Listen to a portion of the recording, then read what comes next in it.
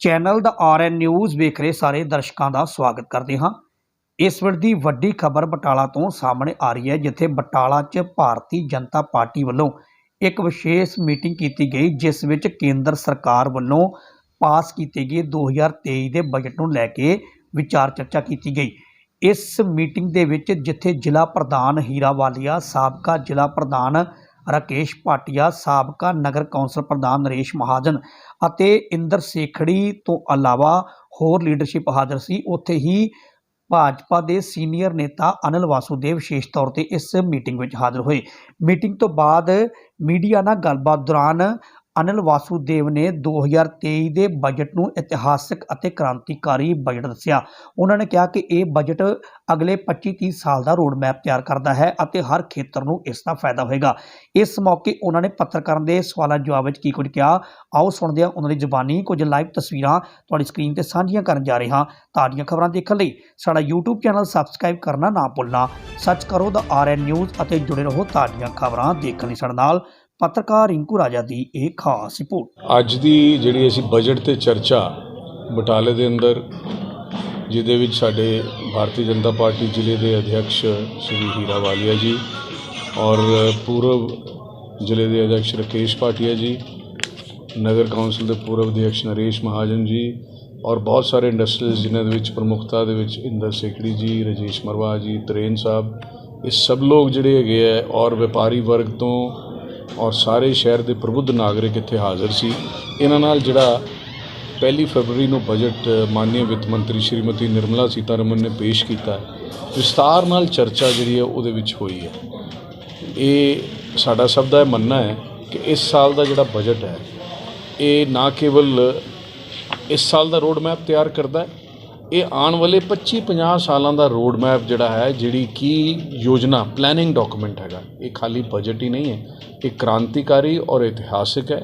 ਇਹ ਇੱਕ planning document ਹੈ ਜਿਹੜਾ ਆਉਣ ਵਾਲੇ 25-50 ਸਾਲਾਂ ਦਾ ਰੋਡ ਮੈਪ ਜਿਹੜਾ ਤਿਆਰ ਕਰਦਾ।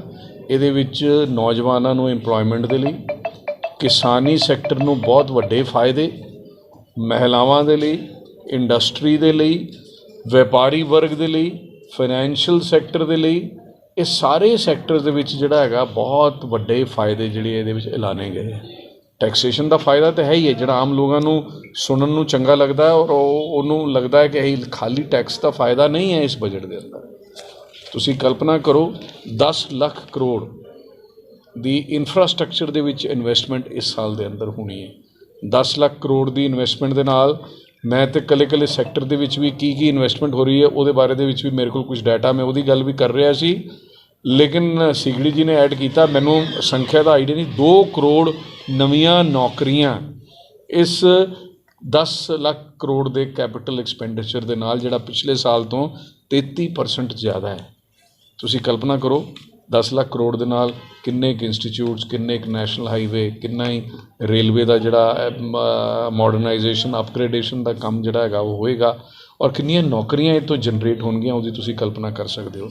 ਜਿਹੜੇ ਪ੍ਰਮੁੱਖ ਸੈਕਟਰਸ ਨੂੰ ਬਹੁਤ ਜ਼ਿਆਦਾ ਪੈਸੇ ਮਿਲੇ ਆ, ਉਹਦੇ ਵਿੱਚ ਨੈਸ਼ਨਲ ਹਾਈਵੇ ਦਾ ਬਜਟ ਲਗਭਗ 35% ਵਧਿਆ, ਡਿਫੈਂਸ ਦਾ ਬਜਟ ਲਗਭਗ 6 ਲੱਖ ਕਰੋੜ, ਉਹਦੇ ਵਿੱਚ 10% ਦਾ ਵਾਧਾ ਹੈਗਾ ਔਰ ਰੇਲਵੇ ਦਾ 2,40,000 ਕਰੋੜ ਦਾ ਬਜਟ ਜਿਹੜਾ ਹੈ ਉਹ ਰੇਲਵੇ ਦਾ ਹੋ ਗਿਆ।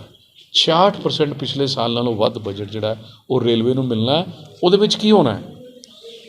ਉਹਦੇ ਵਿੱਚ ਨਵੀਆਂ ਰੇਲ ਲਾਈਨਸ ਬਣਨੀਆਂ, ਸਟੇਸ਼ਨਾਂ ਦੀ ਅਪਗ੍ਰੇਡੇਸ਼ਨ ਹੋਣੀ ਹੈ, ਨਵੀਂ ਟੈਕਨੋਲੋਜੀ ਦੇ ਨਾਲ ਰੇਲ ਚੱਲਣ ਦਾ ਜਿਹੜਾ ਹੈਗਾ ਉਹ ਗੱਲ ਹੋਣੀ ਹੈ। ਗੱਲ ਕਰ ਰਹੇ ਸੀ ਕਿ 2026 ਦਸੰਬਰ ਤੱਕ, ਜਿਨ੍ਹਾਂ ਨੇ ਮਾਨਯੋਗ ਰੇਲ ਮੰਤਰੀ ਦੀ ਸਪੀਚ ਸੁਣੀ, ਤੁਹਾਡਾ ਦੇਸ਼ ਈਵਨ ਜਿਹੜਾ ਬੁਲਟ ਟ੍ਰੇਨ ਦੇ ਪ੍ਰੋਜੈਕਟ ਦੇ ਵਿੱਚ ਅਗਰਨੀ ਹੈ ਔਰ ਦਸੰਬਰ 2026 ਦੇ ਵਿੱਚ ਬੁਲਟ ਟ੍ਰੇਨ ਸ਼ੁਰੂ ਹੋਣ ਵਾਲੀ ਹੈ।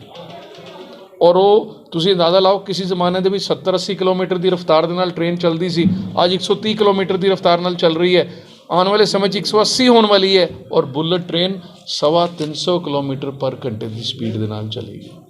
ਇਹ ਟੈਕਨੋਲੋਜੀ, ਤੁਹਾਡਾ ਦੇਸ਼ ਜਿਹੜਾ ਪੂਰੀ ਦੁਨੀਆ ਦੇ ਅੰਦਰ ਟੈਕਨੋਲੋਜੀ ਦੇ ਵਿੱਚ ਅਗਰਨੀ ਹੋ ਰਿਹਾ ਔਰ ਰੇਲਵੇ ਦੇ ਲਈ ਬਜਟ ਵੀ ਜਿਹੜਾ ਬਹੁਤ ਵੱਡਾ ਸਰਾਹਨੀय ਕਦਮ ਹੈ।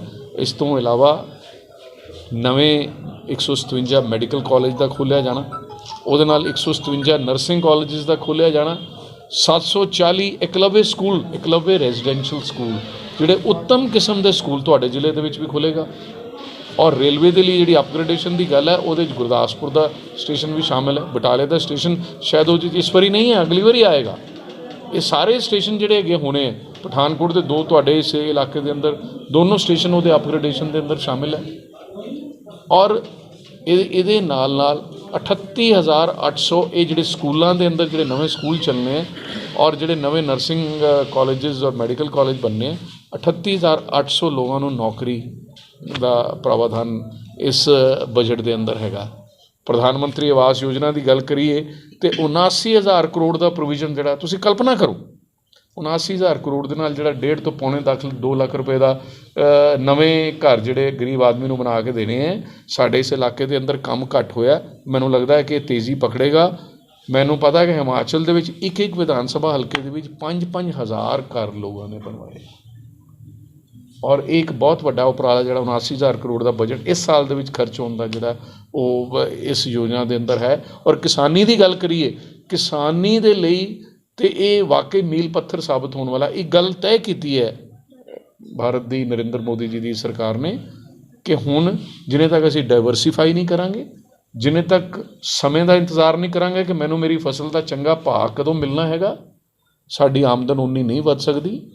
ਔਰ ਉਹਦੇ ਲਈ ਹਾਰਟੀਕਲਚਰ ਪ੍ਰੋਡਿਊਸ ਨੂੰ ਬੜਾਵਾ ਦੇਣ ਦੇ ਲਈ ਉਹਨੂੰ ਪ੍ਰਮੋਟ ਕਰਨ ਦੇ ਲਈ 2200 ਕਰੋੜ ਰੁਪਏ ਰੱਖੇ। ਸਟੋਰੇਜ ਫੈਸਿਲਿਟੀਜ਼ ਨੂੰ ਕ੍ਰੀਏਟ ਕਰਨ ਦੇ ਲਈ ਬਹੁਤ ਵੱਡਾ ਜਿਹੜਾ ਇੰਤਜ਼ਾਮ ਉਹਦੇ ਵਿੱਚ ਕੀਤਾ ਔਰ ਉਹ ਸਟੋਰੇਜ ਫੈਸਿਲਿਟੀ ਦਾ ਮਾਇਨਾ ਇਹ ਹੈਗਾ ਕਿ ਮੇਰੇ ਕਿਸਾਨ ਫਸਲ ਉੱਥੇ ਰੱਖੇ ਔਰ ਉਦੋਂ ਵੇਚੇ ਜਦੋਂ ਉਹਨੂੰ ਠੀਕ ਫਾਇਦਾ ਜਿਹੜਾ ਉਹਦਾ ਮਿਲੇਗਾ। 2 ਲੱਖ ਕਰੋੜ ਦਾ ਕ੍ਰੈਡਿਟ ਫਿਸ਼ਰੀਜ਼, ਡੇਅਰੀ ਫਾਰਮਿੰਗ ਔਰ ਸਾਨੂੰ ਐਨੀਮਲ ਹਸਬੈਂਡਰੀ ਦੇ ਫੀਲਡ ਦੇ ਵਿੱਚ ਇਸ ਸਾਲ ਦੇ ਅੰਦਰ ਮਿਲਣਾ ਹੈ। ਔਰ ਉਹਦੇ ਇਲਾਵਾ 6,000 ਕਰੋੜ ਦਾ ਕਾਰਪਸ ਇਹਨਾਂ ਦੇ ਵਿੱਚ ਨਵੀਂ ਜਿਹੜੀ ਹੈ ਡਿਵੈਲਪਮੈਂਟ ਔਰ ਅਪਗ੍ਰੇਡੇਸ਼ਨ ਦੇ ਲਈ ਇਹਨਾਂ 3 ਸੈਕਟਰਸ ਦੇ ਅੰਦਰ ਕੇਂਦਰ ਸਰਕਾਰ ਨੇ ਇਸ ਬਜਟ ਦੇ ਅੰਦਰ ਕੀਤਾ ਹੈਗਾ। ਇੱਕ ਨੌਜਵਾਨਾਂ ਨੂੰ ਮੌਕਾ ਮਿਲੇ, ਦੇਖੀਏ ਇਸ ਬਜਟ ਦੀ ਸਭ ਤੋਂ ਵੱਡੀ ਜਿਹੜੀ ਖੂਬੀ ਹੈ ਉਹਨਾਂ ਨੇ ਇਕੁਅਲ ਓਪਰਚੁਨਿਟੀ ਦੀ ਗੱਲ ਕੀਤੀ ਵੀ ਮੌਕੇ ਮਿਲਣਗੇ।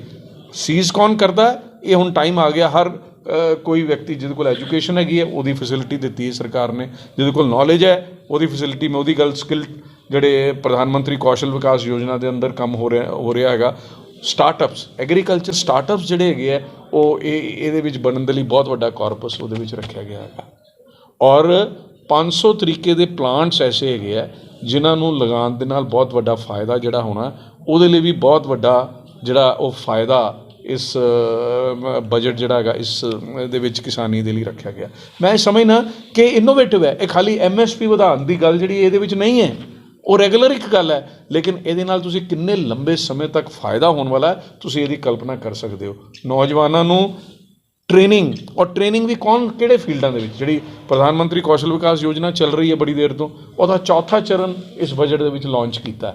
ਉਸ 4ਥੇ ਚਰਨ ਦੇ ਅੰਦਰ ਸਾਨੂੰ ਰੋਬੋਟਿਕਸ ਦੇ ਵਿੱਚ, ਮੈਕਟ੍ਰੋਨਿਕਸ ਦੇ ਵਿੱਚ, ਡਰੋਨਸ ਦੇ ਵਿੱਚ, ਸੌਫਟ ਸਕਿੱਲਸ ਦੇ ਵਿੱਚ, ਐਸੇ ਦੇ ਵਿੱਚ ਸਪੈਸ਼ਲਾਈਜ਼ਡ ਟ੍ਰੇਨਿੰਗ ਜਿਹੜੀ ਹੈਗੀ ਉਹ ਦਿੱਤੀ ਜਾਣੀ ਹੈ ਤਾਂ ਕਿ ਪੂਰੀ ਦੁਨੀਆ ਦੇ ਅੰਦਰ ਮੇਰਾ ਨੌਜਵਾਨ ਕੰਮ ਕਰਨ ਦੇ ਉਹਨੂੰ ਅਵਸਰ ਮਿਲ ਸਕਣ।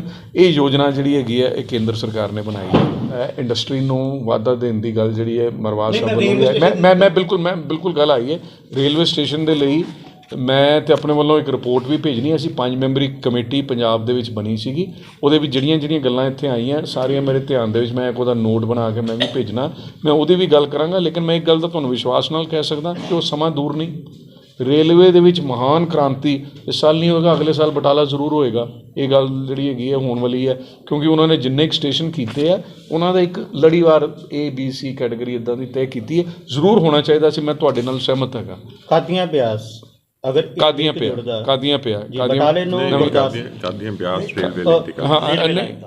ਰੇਲ ਲਾਈਨ ਦੇਖੋ, ਇੱਕ ਰੇਲ ਲਾਈਨ ਵੀ ਜਿਹੜੀ ਹੈਗੀ 18 ਨਾ ਪੰਜਾਬ ਦੇ ਵਿੱਚ ਮੇਰੇ ਖਿਆਲ 12 ਕਿ 18 ਰੇਲ ਲਾਈਨ ਦੀ ਗੱਲ ਜਿਹੜੀ ਹੈਗੀ ਆਈ ਹੈਗੀ ਹੈ, ਕਿਉਂਕਿ ਬਜਟ ਬੜਾ ਇੱਕ ਡਿਟੇਲਡ ਡਾਕੂਮੈਂਟ ਹੁੰਦਾ ਹੈਗਾ।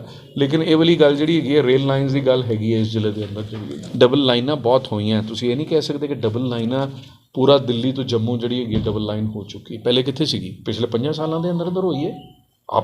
ਇਹ ਗੱਲ ਵੀ ਦੱਸੀ ਮੈਂ ਬਟਾਲੇ ਦੀ ਗੱਲ ਹੀ ਕਰ ਰਿਹਾ ਕਿ ਇੱਕ ਸਟੇਜ ਵਾਈਜ਼ ਬਟਾਲਾ ਵੀ ਦੇਖੋ ਇਹ ਲਾਈਨ ਕਿਸ ਤਰੀਕੇ ਨਾਲ ਪੋਪੂਲਰ ਹੋ ਸਕਦੀ ਹੈ, ਇਹ ਵੀ ਗੱਲ ਤੁਹਾਡੀ ਬੜੀ ਵਾਜਿਬ ਹੈ ਔਰ ਮੈਂ ਜ਼ਰੂਰ ਜਿਹੜਾ ਹੈਗਾ ਆਪਣੀ ਉਹਦੇ ਨਾਲ ਵੀ ਟੇਕਅਪ ਕਰਕੇ ਇੱਕ ਨੋਟ ਅਸੀਂ ਭੇਜਣਾ, ਉਹਦੇ ਵਿੱਚ ਰੇਲ ਇਨਫਰਾਸਟ੍ਰਕਚਰ ਨੂੰ ਇਸ ਇਲਾਕੇ ਨੂੰ ਲਾਭ ਮਿਲੇ, ਇਹਦੀ ਗੱਲ ਆਪਾਂ ਜ਼ਰੂਰ ਜਿਹੜੀ ਹੈਗੀ ਉਹ ਕਰਾਂਗੇ। ਮੈਂ ਜਿਹੜੀ ਬਜਟ ਦੀ ਗੱਲ ਕਰ ਰਿਹਾ, ਇਸ ਬਜਟ ਦੇ ਵਿੱਚ ਤੇ ਐਸਾ ਰੋਡ ਮੈਪ, ਤੁਸੀਂ ਅਗਰ ਗ੍ਰੀਨ ਇਨਵਾਇਰਨਮੈਂਟ ਦੀ ਗੱਲ ਕਰੋ, ਤੁਹਾਡੀ ਪੂਰੀ ਦੁਨੀਆ ਦੇ ਅੰਦਰ ਹਿੰਦੁਸਤਾਨ ਲੀਡਰ ਬਣਨ ਵਾਲਾ ਜੇ ਜਿਹੜਾ ਹਾਈਡਰੋਜਨ ਨਹੀਂ। ਦੇਖੀਏ ਮੇਰੀ ਇਹ ਆਪਾਂ ਅਗਰ ਨੈਗੇਟਿਵ ਅਸੀਂ ਉਹਨੂੰ ਰਿਸਟ੍ਰਿਕਟ ਕਰਨਾ ਬਜਟ ਦੇ ਉੱਪਰ ਗੱਲ ਨੂੰ, ਗ੍ਰੀਨ ਟੈਕਨੋਲੋਜੀ ਜਿਹੜੀ ਇੰਡੀਆ ਹੁਣ ਪ੍ਰੋਡਿਊਸ ਕਰਨ ਵਾਲਾ, ਜਿਹਦੇ ਵਿੱਚ ਹਾਈਡਰੋਜਨ ਦੇ ਰਾਹੀਂ ਜਿਹੜੀ ਗ੍ਰੀਨ ਟੈਕਨੋਲੋਜੀ, ਸੋਲਰ ਐਨਰਜੀ ਦੇ ਰਾਹੀਂ ਜਿਹੜੀ ਗ੍ਰੀਨ ਟੈਕਨੋਲੋਜੀ ਜਿਹੜੀ ਪੂਰੀ ਦੁਨੀਆ ਨਹੀਂ ਕਰ ਪਾਈ, ਕਾਰਬਨ ਕ੍ਰੈਡਿਟਸ ਦਾ ਤੁਸੀਂ ਸ਼ਾਇਦ ਇਸ ਗੱਲ ਨੂੰ ਬਹੁਤਾ ਨਹੀਂ ਸੁਣਿਆ ਹੋਣਾ, ਜਿਹੜੇ ਲੋਕ ਇੰਡਸਟਰੀ ਦੇ ਵਿੱਚ ਹੈਗੇ ਆ, ਜਿਹੜੇ ਕੋਇਲੇ ਤੋਂ ਜਾਂ ਰੀਨਿਊਏਬਲ ਐਨਰਜੀ ਯੂਜ਼ ਕਰਕੇ ਜਿਹੜੇ ਐਨਰਜੀ ਪ੍ਰੋਡਿਊਸ ਕਰਦੇ ਉਹਨਾਂ ਨੂੰ ਕਾਰਬਨ ਕ੍ਰੈਡਿਟ ਮਿਲਦੇ ਸੀ,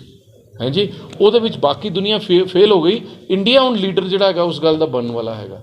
ਇਹ ਗੱਲ ਦਾ ਪ੍ਰਯਾਸ ਇਸ ਬਜਟ ਰਾਹੀਂ ਕੀਤਾ ਗਿਆ ਹੈ ਔਰ ਇਸ ਬਜਟ ਦੇ ਅੰਦਰ ਜਿੱਥੇ ਇਨਕਮ ਟੈਕਸ ਰੇਟ ਘੱਟ ਕੀਤੇ ਗਏ, ਇਨਕਮ ਟੈਕਸ ਰੇਟ ਦੇ ਅੰਦਰ ਇੰਨਾ ਫਾਇਦਾ ਮੈਂ ਸਮਝਦਾ ਮੱਧਮ ਵਰਗ ਨੂੰ, ਇਹ ਬੇਸਿਕਲੀ ਮਿਡਲ ਕਲਾਸ ਦੇ ਲਈ ਹੈਗਾ। 36000 ਕਰੋੜ ਰੁਪਏ ਦਾ ਮਿਡਲ ਕਲਾਸ ਨੂੰ ਫਾਇਦਾ ਉਹਨਾਂ ਨੇ ਟੋਟਲ ਜਿਹੜਾ ਵਧਾ ਘਟਾ ਕੇ ਦੱਸਿਆ 40000 ਕਰੋੜ। ਇਸ ਬਜਟ ਦੇ ਅੰਦਰ 80 ਕਰੋੜ ਲੋਕਾਂ ਨੂੰ 1 ਸਾਲ ਦਾ ਜਿਹੜਾ ਹੈਗਾ ਉਹ ਅਨਾਜ ਮੁਫਤ ਮਿਲਣਾ ਹੈਗਾ ਟਿਲ ਦਸੰਬਰ 2020। ਕੋਲ ਇਹ ਆંકੜੇ ਹੈ, ਮੈਂ ਇਹਨੂੰ ਝੁਠਲਾ ਨਹੀਂ ਸਕਦਾ। ਮੈਂ ਨਹੀਂ ਜੀ ਨਹੀਂ, ਸਾਡੀ ਪ੍ਰਾਪਤੀ ਬਹੁਤ ਜ਼ਿਆਦਾ ਹੈਗੀ। ਪ੍ਰਾਪਤੀ ਦੇ ਵਿੱਚ ਕੀ ਹੈ, ਪ੍ਰਤੀ ਵਿਅਕਤੀ ਆਏ 1,97,000 ਪਿਛਲੇ 9 ਸਾਲ ਦੇ ਵਿੱਚ ਦੁੱਗਣੀ ਹੋਈ ਹੈ। ਮੇਰਾ ਫਿਜ਼ੀਕਲ ਡੈਫਿਸਿਟ ਜਿਹੜਾ 10% ਤੋਂ ਉੱਪਰ ਸੀਗਾ, ਜਿਹੜਾ ਘਾਟਾ, ਜਿਹੜਾ ਬਜਟ ਦਾ ਘਾਟਾ ਹੁੰਦਾ, ਉਹ ਇਸ ਸਾਲ 6.4%। ਉਹਦੀ ਗੱਲ ਕਰ ਰਹੇ, ਦੁੱਗਣੀ ਹੋਈ ਹੈ ਆਮਦਨ। ਉਹਨਾਂ ਦੀ ਆਮਦਨ 1,97,000 ਕਰੋੜ ਦਾ ਮਤਲਬ ਪਹਿਲੇ 95,000 ਸੀਗੀ, ਹੁਣ 1,97,000 ਹੋਈ ਹੈ। 1,50 ਸਾਲ ਦੀ ਤੱਕ ਇਹਦਾ ਅਸਰ ਜਿਹੜਾ ਹੈਗਾ ਨਜ਼ਰ ਆਏਗਾ। ਨੌਕਰੀ ਨਹੀਂ, ਤੁਸੀਂ ਗਲਤ ਸਮਝੇ ਗਲਤ ਹੋ। ਮੈਂ ਇਹ ਕਹਿ ਰਿਹਾ ਨਹੀਂ ਜੀ, ਮੈਂ ਸਮਝਾ ਰਿਹਾ ਤੁਹਾਨੂੰ ਕਿ ਨੌਕਰੀਆਂ ਤਾਂ ਹੁਣ ਮਿਲਣੀਆਂ। ਇਸ ਸਾਲ ਇਹ 10 ਲੱਖ ਕਰੋੜ ਜਿਹੜਾ ਕੈਪੀਟਲ ਐਕਸਪੈਂਡੀਚਰ ਦੇ ਵਿੱਚ ਇਨਵੈਸਟਮੈਂਟ ਹੈਗੀ ਹੈ, ਇਸ ਸਾਲ ਦੀ ਇਨਵੈਸਟਮੈਂਟ ਹੈਗੀ ਹੈ, ਲੇਕਿਨ ਇਹਦਾ ਇੰਪੈਕਟ ਲੰਬਾ ਸਮੇਂ ਦਿਖੇਗਾ, ਇਹ ਮਤਲਬ ਹੈਗਾ।